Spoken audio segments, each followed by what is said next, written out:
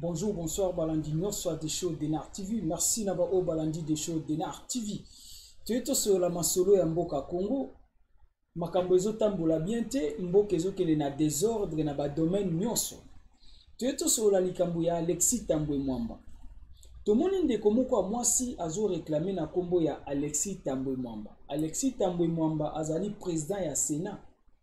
Mais na kolinga vana pesa yo ba détail tolanda vidéo ya ndeko mwasi.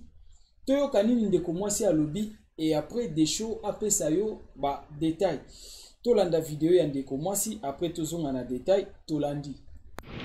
Bonjour maman, to sepeli ya trop to monio oui awa kolela doléance na yo oui bisabi yo moko nde loba po bato mokili ba yoka baye ba ndenge nini makambo ngo ezalaki. Ngai nazali kosala musale pa papa Alexis Tambwe Mwamba o azaki ministre ya justice. Ye atindelaka nga mutu Shabani wana ti lelo bazalaka naye. Siko mutu wana abengi toke komona ye abengeli nga docteur moko komone Guilain, papa Guilain. Docteur wana atali eta santé nanga alobeli papa savoir. Siko ye akomiso auti Kinshasa ke Kindu azolinga-linganga. Boko bima na ye. Na bandi ko bima na ye. Après nde na ye kozwa zemi ya mwana oyo. Tango na zemi ya mwana ekomi 7 mois atindi mbongo na ye Kinshasa.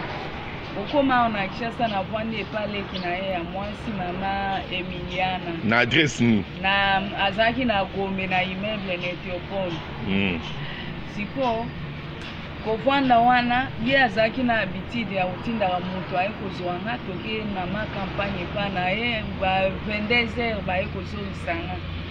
Après un mois nde na moni lisusu garçon na ye o papa azoluka yo. Kokoma kuna na tokotika na lopango na kuti mwasi na ye. Nde mwasi abiyo nde mwasi otaki Kindu nga na bien. Abengi policier moko komona Sazo.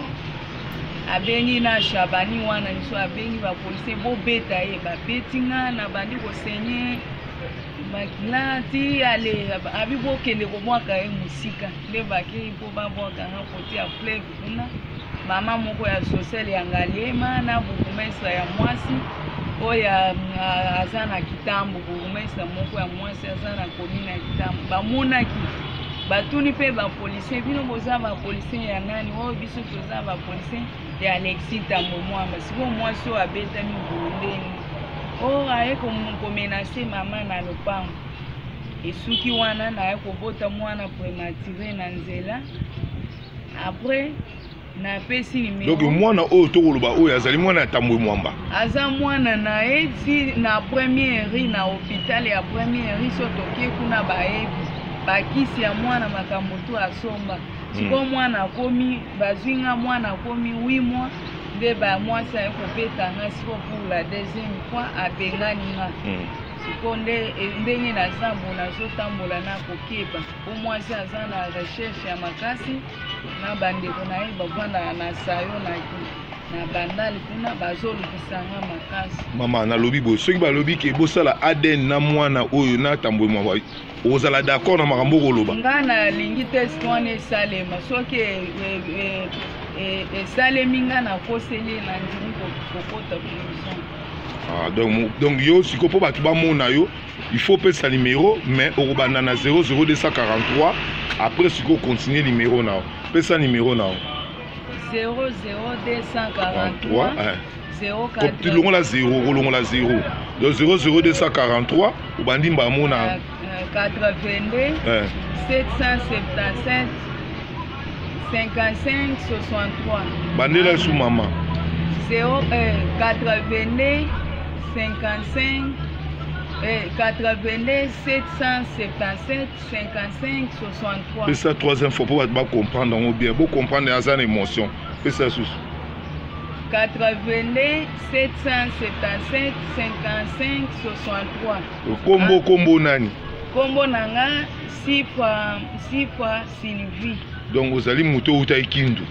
Na utinde Kindu nandenge na zambu famille nanga bande kunanga ba ebi position na zate awa na kishasa ngana mwana kolia ekomi il faut mutu ya mawape service ndoka nde ye kolo makambo azali azana ma campagne na avenue Zibai na oleki Saint-Louis nde kote azali mais ye kolo makambo mwasi na ye azana recherche yake ba eliminer nga ndenge mwasi alobaki ke mokolo komonana bato bakolokota ona terase. Parce maman olingi ni chef de l'état ça la pona yo justice ya na mboka Félix abaki état de droit monte so a aux engagements na ye ce qui siko Félix amoni nalingi Félix président chef de l'état atalelanga problème en tout cas na ko perdre vie de maman Denise a aidé nga na problème oyo pour babengi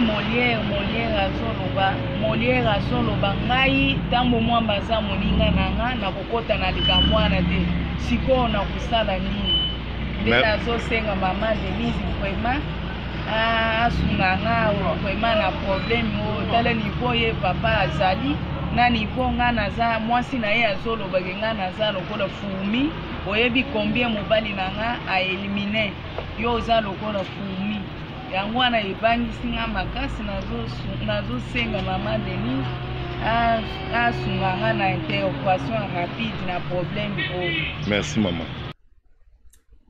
Donc voilà yo moko yoki ndenge mama pesi ba détail nyonso des shows d'Enar TV, ni pour ni contre, rouge comme rouge, noir comme noir. C'est ça notre ambition sur des shows d'Enar TV. Nous sommes tous ça les akaka relais des messages. Tous ça la relais des messages. Biso tous ça naka pona ko sunga ba sans voix. C'est ça. Tous baksela bangoka mungongo ebima. C'est ça. Problème eza boy, tous ça na état de droit. Tous ça na besoin état de droit et ça ma pe pona Alexis Tambwe Mwamba. Na kolinga nazong sa histoire muke ya mukuna. Mukuna bakangi rapidement pona problème ya mami Chibola. Bakangi mukuna tak bake bwaka na makala balobi état de droit. C'est bien. Mais ce qui totali kaya mukuna eza kutu mukie par rapport ya ka oyo. Ka mukuneze lorote mukuna balingana ina mami Chibola za mukolo. Mukuna balingana ina mami Chibola basali makamu na bango. Mais na kati ya problème mama o na lobi eza plus que ya mukuna. Pourquoi? Mama boti mwana wana na ba choc ba betaye. Aboti prématuré. C'est ça. Ba betaye façon ba betaye ezagite ke basa na eje, c'est-à-dire ndenge mama pesi témoignage ndenge baloba ba kendo bwaka eza ba code d'assassinat. Donc ezaki code ba kendo ko boma ba bwaka na mai. Côté ba kendo bwaka kuna na kitambo kota oloba. Eza na sekuna côté de la rive. Ba côté kitambo, c'est près du fleuve. Na mai na fleuve Zaïre, ce qui fleuve Congo. C'est-à-dire c'est fort possible. Bako ke ne kuna babomi babwaki na mai to plan na bango ezalaki ba ke bwaka ye na mai akufa na mwana. En fait, azaki na ona zemi na libumblo mwa bongo.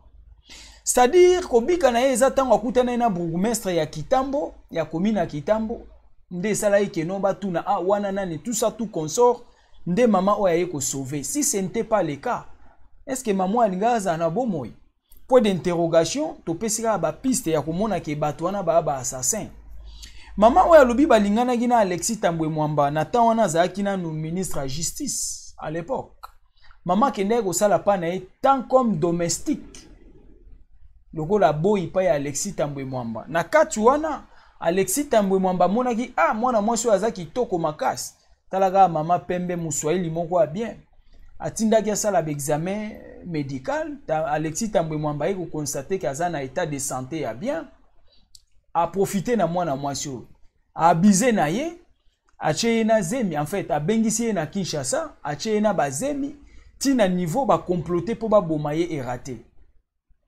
Mwana mwasi apesi ba détail nyonso apesi kombo ya ndeko ya Alexis Tambwe Mwamba esika bandai kovanda apesi kombo na ye mama Emiliana na Gombe na immeuble andai kovanda so na métropole nyonso boyoki ça dit soki mwana mwasi akosi soki mama akosi mais il faut investigation et salama est-ce qu'Alexis Tambwe Mwamba azana leki na ina adresse wana te ça c'est un kombo ya tangi eza kombo ya leki ya Alexis Mwamba te to ya famille ya Alexis Mwamba te ça c'est deux et de trois soki mwana mwasi akosi alobi bien soki ya akosi bake na ina prison mais soki Alexis Mwamba za victime ou bien za auteur ya ba problème oyo mais état de droit payer ça là justice et s'en prendre na Alexis Tambwe Mwamba c'est ça clair et net maman zolela tala ndenge ba maltraiter mwana mwasi oyo mais so inga na olinga toke na bino plus loin omoni bato yo du fait que ba na mbongo ya biso ba famille ezwate soko zui problème nani a côté le melayo yango ya tika na ba mambo boye to tika raté to tombola mungongo ba sans voix to baksaka kaka to baksela bango mingongo ti problème na bango ezala résolu aza mwana mwasi aza mama olingi mwana bato ayaki kosala pa na yo tant comme un travailleur ou bien une travailleur mais yo zuye opesi yezemi aboti mwana mais zo mwana charge oleba maramba boye bima libanda ndenge bimi boye ce n'est pas normal et puis tant yo ebi ko vivra na mwana mwasi wana et puis soko tali bien ti mwasi Alexis Tambwe Mwamba atinda bato ba sala ye biloko ba sali ba maltraiter ye ba tenter ya koboma ye ouais ba tenter ya koboma ye parce que so akufaki directement ponde bakenda ine za code bokendo bwake musika bakenda bwake po bima vivante te bimisa secret bakenda ki ba boma ye ba bwaka na mai c'est ça na ndimite na ba acte nyonso ya zolo ba o basali ye ba on batika ki po ba ke bwaka ye vivante ba ye ba ke so ba bwaki ye vivante akobimisa ba secret bakenda ki na ye po bakende ko boma ye ba bwaka na mai chance ezake bakuta na bourgmestre ya Kitambo mais soki mama akosi bakobenga bourgmestre ba tuna ye est-ce que bloko mama azolo beza vrai ou faux eza ba trace de preuve soki mama akosi bakendo retourna na famille ya Alexis soki kombo atangi ezalaka te soki adresse wana ezalaka te ce sont des preuves na kolingana souligner lisusu boye tomoni mukuna bakena embangu pona likambo ya mami Chibola bongo siko oyo eza plus que ya mukuna kutu muke oyo eza plus que ya mukuna ba torturer mama na zemi mama asenye Alexis Tambwe Mwamba yebi ke mwana na ye abotamaki mama lobi yango bien même na hôpital ba trace ezali ndenge mama lobi abandaki koya kopesa bakisi na bambongo pona mwana ya yezo sala passe soki eza ndeko na oyo ya famille basali ebo est-ce que koza d'accord na makambo oyo non ça dit kolinga te lo mo bo po telemela ngo ifo sala na famille no nde yo yoki mabete yaya to telemela oyo nyonso eza ya mabe ya ba marque ya boye bato loko abiso ba famille ezwate bango bakangi mboka notage bazo sala nyonso balingi mais esali mawa passe na soni komone loko Alexis Tambwe Mwamba sali actuellement zali président ya Sénat akokaki ko zipa buzoba na ye oyo avant e koma na ba réseaux sociaux et sengela qui prendre à main la responsabilité vrai ou faux tout ça wana parce que ceux qui moi sina koloba ke non moi sina nga sali yango na yebite mais tant wa mona ki mwana mwasi azomona na te na adresse esika bandai ko vendre esika ya atiaki mwana mwasi avanda ayeba ite ke mwana mwasi amona nte dans 2-3 jours ayeba ki ça dit complicité za même ko banda nesika mwana mwasi abandai ko vanda tina mwasi Alexis Tambwe Mwamba tina Alexis Tambwe moko 3 personnes wana esika mama banda ovanda na mwasi Alexis na Alexis yemoko parce que sika mama banda ovanda tant que bayaki kozwa ye bayebi ke babengi yake pa Alexis Tambwe Mwamba tant wazongi te est-ce que ndeko Alexis ayebisaki Alexis te ke non ndenge nini muto bengi azongi te toi tout na soki aza kuna ça c'est un tant bake na pas mwasi Alexis Tambwe Mwamba basali ye ba menace wana nyonso ba menace de mort ba menacer ye ça ce sont des menaces de mort ba menace wana nyonso basali ye. Est-ce qu'Alexis Tambwe Mwamba za au courant nango te? Point d'interrogation. Bon, soki aza au courant nango, mais pourquoi asali biloko ndengo wana? Soki azalaki au courant nango te, il fallait prendre des précautions avant que ebima na réseaux sociaux. Donc, ti ebima na réseaux sociaux, c'est-à-dire, moi si ameki même kosolana Alexis, a s'en foutait. Ça veut dire ezalaki complicité ya Alexis atindi bato bazwa mwana mwasi wana sous complicité ya mwasi na ye bakende ko boma ye kuna babwaka na mai. Pour ndimite nde bakende ko bwaka ye wana balinga ikaza la vivante pour lelo secret bima. Bakenda ki na ye ba effacer trace ba boma ye histoire ezale effacer. Ce n'est pas bien ya. Ça fait pas du bien mboka na biso tozawa. Mboka ezap. Image on a mona ki on depuis kala mais biso to lingaka avant kozwa eloko moko lobela, il faut vraiment trop comment dirais-je, faut bien se renseigner, faut vraiment ba source d'information après oye ko sala o tuzobenga ba émission to ko lobela. Non lingana projecter le photo moko otala tala photo oyo Alexis Sko koma ya ko wanga na mwana tala mbunzu ya Alexis en tout cas yoka tala mbunzu ya Alexis côté zali tala misu ya mwana ona tala ka nanu toke zela toke malembe pardon landanga bien tala mbunzu ya Alexis to bandi wana tala mbunzu Alexis na ya mwana tala ndenge azali yena Alexis photocopie ya papa tolongwa na tala regard ya mwana tala etaleli ya mwana na Alexis ba miso ya ba bien wana ya ba fier ya Alexis tambwe mwamba na linette na ye tala ya mwana eloko moko tolongwe wana tala zolo ya mwana na ya Alexis tambwe mwamba eloko moko tala munoko ta minoko na ba ndenge kiti ta minoko na ba mi balende ba oseka tala ka ndenge ya fungoli mwa minu tala pe mwana tala koto tu vois c'est-à-dire to luki ko meka ko leka na ba source ya ko vérifier ko luka ko yeba penda ko capturer l'image et comparer les deux visages, comparer les deux personnes. Eza mutu moko tala mwana wana bien bakokani bien na Alexis tambwe mwamba. C'est ça. Pourquoi kozana mutema ya mabebo eloko ya tata te na age ya tata oyo. Et puis bangonde bakangi mboka na biso. Bangonde bazolinga basala ba tricage na bango, ba destituer Félix, basala ba complot na bango, ya ba retour ya Joseph Kabila au pouvoir, tout le reste des choses bango yo. D'un côté les assassins. D'un côté les assassins. Mais elo ni to linga to lo bazela to chaye awa na coin pour permettre biso na bino to solo la bien na tiango comme ça. To chaye ata awa d'un côté to chaye awa. Voilà Alexia Vandawana na bébé biso to lo ba awa. Voilà. Oui, bien, ezo sala mawapasi na son. Comme na tata ya boya Alexis, aza papa mukolo. C'est un papa. Et puis aza na responsabilité mo ya makas. Na kati ya RDC. Mais tant biloko bo ezo sala meza son. Pourquoi pas zwa ki responsabilité ya mwana mwasi avant que biloko ya na réseaux sociaux. C'est-à-dire azalaki au courant de toute situation ya mwana mwasi wana. Azalaki au courant ya koyeba ke bazako assassiner ye babwaka na mayaya bato babomi batebele bozela ta gouvernement oyo kokweya parce que bazana no pouvoir bazana no na pouvoir bato ya FCC zela ta pouvoir na bango kokweya bokoyoka nombre bato babomisi bato bokoyoka nombre bato babomi na nombre bato babomisi jusque là bato bana ba bouche cousie bouche bée mwana mwasi ondenga azolo baza muta famille ya malunga te. Est-ce qu'il y a un appel marotel maintenant Alexis tambwe mwamba? Non.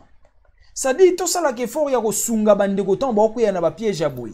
Biso ba tutoza na moi capacité to moyen ya ko lobela bango ya ko tombolela bango mungongo. To mekaka ko tombola mungongo. Na minute yo mama zo sengelo ko morote, mama sengi état de droit. Si réellement RDC toza na état de droit, to leki ya ko lobaboy bakangi mukuna ba bengi yango état de droit pour aswa ki mami Chibola. Mais par contre, il y a plus que problème ya mukuna. Il y a plus que problème ya mukuna. Pour moi, moi si obasi baboma ki akende bando ke nyone za ibake bwaka na mai, baboma babwaka na mai. So akutana na bourgmestre na kitambo wana te, liwana e abu, pia babomi babwaki na mai, ça fait pas bien. Maman na biso azolela. Na meki ko sala ba investigation ya koyeba vraiment réellement qu'est-ce qui se passe parce que naza na ba vidéo depuis lobby, mais j'ai eu le temps. Il y a qu'observer. Il y a qu'observer. Il y a qu'ota la vidéo à plusieurs fois. Il y a qu'o comprendre ma ramboya na vidéo. Il y a qu'ota la moi na qu'ota la Alexis tambwe mwamba. Tala ba vérité en gros. Tata o yaza na nani comment dirais-je? Aza président ya Sénat. O mutu bazoluka ke no ba beta coup d'état, je ne sais pas pourquoi comme président de la République a remplacé Félix et après Joseph Kabila zonga na pouvoir mais tala bilo osko bazo sal. Ce sont des criminels d'un côté. Bakangi mukuna kasto tala peta de droit soki pe bakokanga pe bon ezaka kokanga te mais justice azoye pe en charge basambisa peye basambisa ye toyebi te so ba kosambisa ye biso toyebi pena pas trop par rapport ya ba code pénal mais nayebi que ça problème moko eza un peu grave par rapport ya acte basali ya koluka ba boma mama na mwana ba kendo bwaka na mai non c'est crime contre l'humanité aussi et zappé crime contre l'humanité bazoboma bato bazoboma donc esali mawa pasi na soni yango toyeto lakisa bino makambo ezoleka na RDC yaya na RDC so za na famille malamu te pasi mama uti musika alongoli mama na Kindu eza na este alongoli na Kindu ye Alexis nda bengisi mama kolongwa Kindu Kinshasa abengisi mama na Kinshasa par après kande mama expliqué asalige na ye na ndenge na ye ka ndenge amoni ke a eko simba esusu te aluki aboma ye bake ebwaka na mai sauf que nzambe alalaka te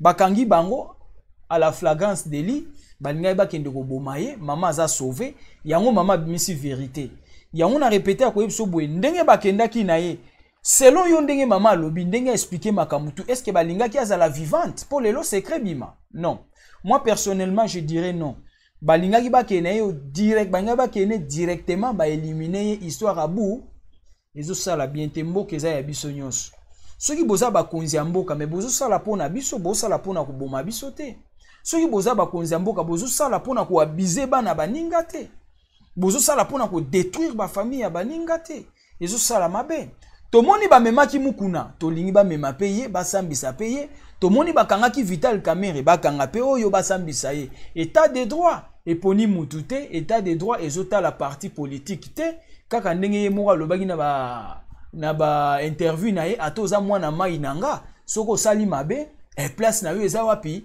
na prison voilà c'est-à-dire totiki problème o na maboko ya justice congolaise ba meka ko tracer likambo mama na biso e ko sala bien partagez votre émission tout ça la large diffusion et comme atina matoi na bango ba monango ba lukela ndeko mwasi solution e ko sungaye quelque part pourtant ba bimisi ba vidéo o esengi to kenango car ndenge tobimisaka nde yango pe kenda koluka ba solution quelque part voilà o twenga to loba pona lelo yango wana Alexis Tambwe Mwamba abwaki mwana na ye awangani bango balingaki baboma mama wana mais mama azui grâce de Dieu mutu moko abimika nde balobaka chance kaka nzambe atindi mutu moko abimi atimbeli kope na bango nde sika mama asovaki voilà na mukuse problème ya Alexis Tambwe Mwamba wana alingi aboma mwasi na mwana en même temps alongoli mwasi wana na Kindu aye na ye na Kinshasa abombisi ye na famille na ye mama apesi ba adresse makambutu soki justice a Congo ekosala vraiment musala ekozala bien po mama apesi ba trace nyonso